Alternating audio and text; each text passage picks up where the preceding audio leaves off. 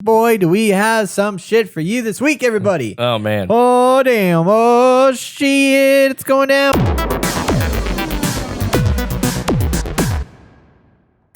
Anyway.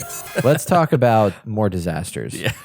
So this is really surprising that this came out, but Ubisoft, I'm pulling this article from Kotaku. Joshua Rivera wrote on this last Thursday and said that Ubisoft has admitted that Ghost Recon Breakpoint has been a disaster. And, we had talked when this game was first announced, like, I think both of us had reservations about it because I remember I was always saying that this looks cool and I've always wanted Ghost Recon to be a open world sandbox like Just Cause kind of craziness. And Wildlands kind of had that, but not enough. And I thought maybe this could do it. But then when they announced and showcased the gameplay, I was like, no, that's not it. You fall down and you break your knees and it's very realistic and the world doesn't look very exciting, but it's got John Bernthal.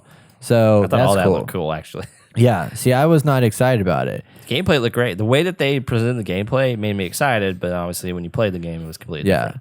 Yeah. And I was the opposite. I was like, I'm not excited about this, but I want them to show me what's great about this with my friends. Right. And they never did that leading up to the release of the game. Now the game's here, and you had played the beta for playing with friends, and it was like all these well-known. There was what's his name? The rap it was like artist. a live action crap or whatever. Yeah, that was stupid. But and then you played the beta, and you and Travis both said that it wasn't good, and then but there was some good things to it, but it overall wasn't good. Yeah, and then when it comes out, and then largely it's not good. And here they've come out and said that they are, quote, doing significant changes to their production processes to fix the game, but also CEO Yves Guillemot said that this game did not sell as well as expected, and that the new game, released just 2.5 years later after Wildlands, moved the series to a fictional area and introduced survival elements and a loot grind that struck many critics. Basically, a lot of what he was talking about was we missed the mark on how we presented this game, and we did not really understand what our people wanted out of this game. So he said that a lot of the formula has been strongly rejected by a significant portion of the community. And he also said that Breakpoint wasn't different enough to really stand out, and I completely agree with that because it's a 4-player co-op shooter. That's what it is. And the world wasn't that exciting, and there wasn't any cool new mechanic. The injury thing, I think, is a detriment versus a benefit. And then he mentions also underperformance of that game, plus the Division 2 also having disappointing performance.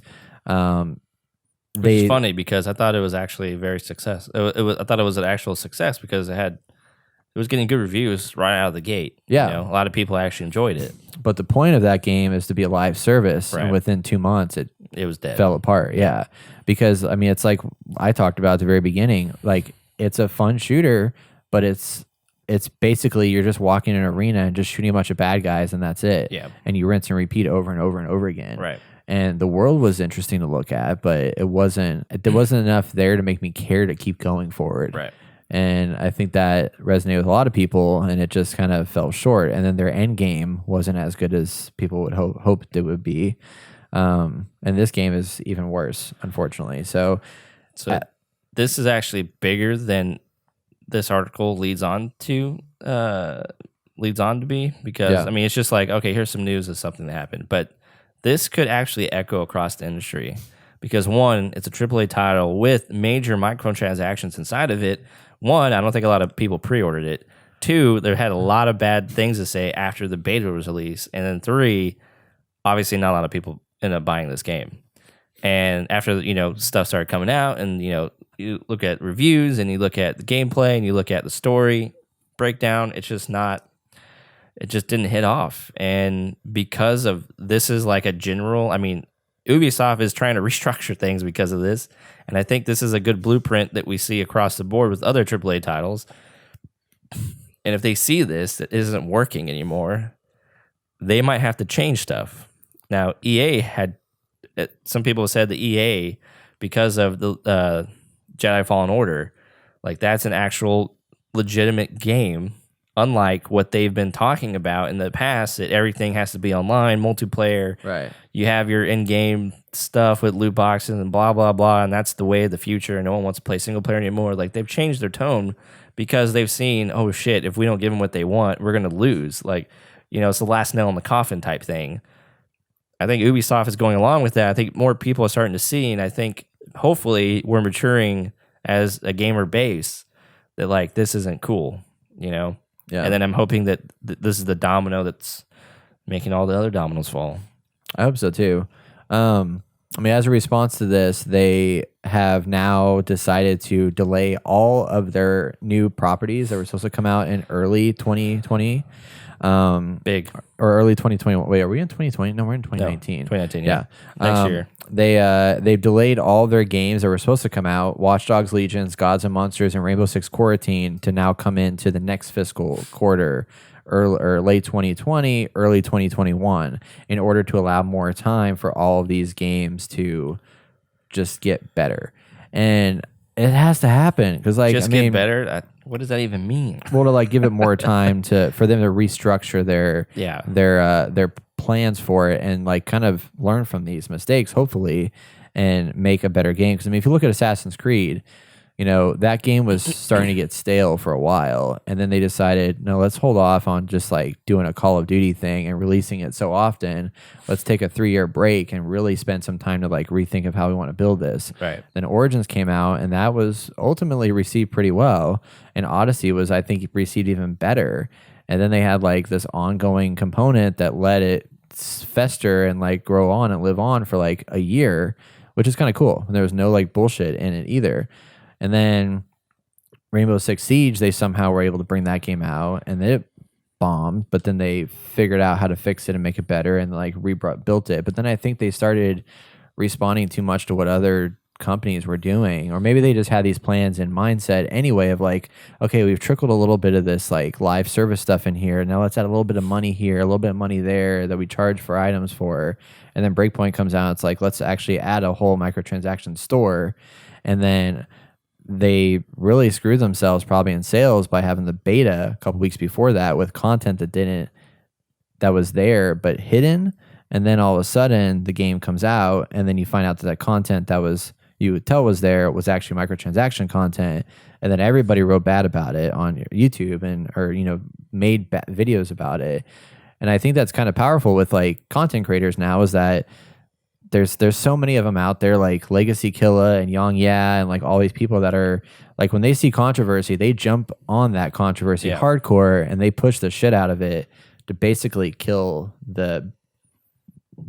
make it look as bad as it can, which I think is starting to have a ripple effect across more and more people.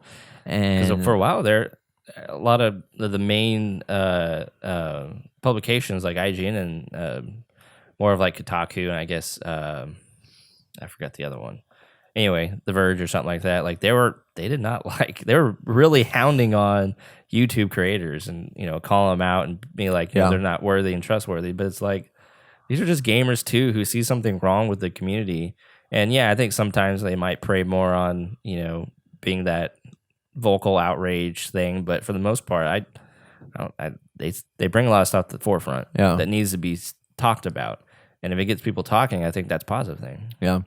Well, it's interesting too, because I'm starting to see IGN specifically has been putting out some new types of content that is kind of along the lines of what we're seeing out there. Interesting. Like, we'll talk later on about Fallout 76, but they released a video that said the Fallout 76 subscription plan is garbage. And like, they had an opinion, a strong opinion based video that they put out that's along the lines of a Yang Ya or a Legacy Killa or Layman Gaming and all these different people that's consistently what they do. They're starting to respond to that as well. But I think some of that stuff needs to happen. With this one in particular, like, I'm glad that Ubisoft has admitted, like, we fucked up, and their stock has dropped because of this. Yeah, their stock has dropped. I mean, it's gonna hurt them, and it needed to hurt them, because we've been talking about how they have great ideas, but consistently poor execution across the board. And like Watch Dogs Legion sounds awesome, but I guarantee you, like if that game had come out when it was going to, it was gonna be a hot pile of garbage and kind of buggy. And who knows, it might still be a hot pile of garbage. But I'm hopeful that maybe it's tough because they're at a point now where these games are like, this game was supposed to be 6 months away. Where are they in that process, and how much more time do they need to like fix how much like progress that they've made thus far? Right. It's gonna be interesting. This is like a culmination. Like I feel like all this has been culminating for the past year. Like we're back to the fall, and just bad news after bad news is coming out again. Yeah, just like last year, y'all. Check our podcast a year ago, and you'll listen to us just like so much bad news for every AAA company.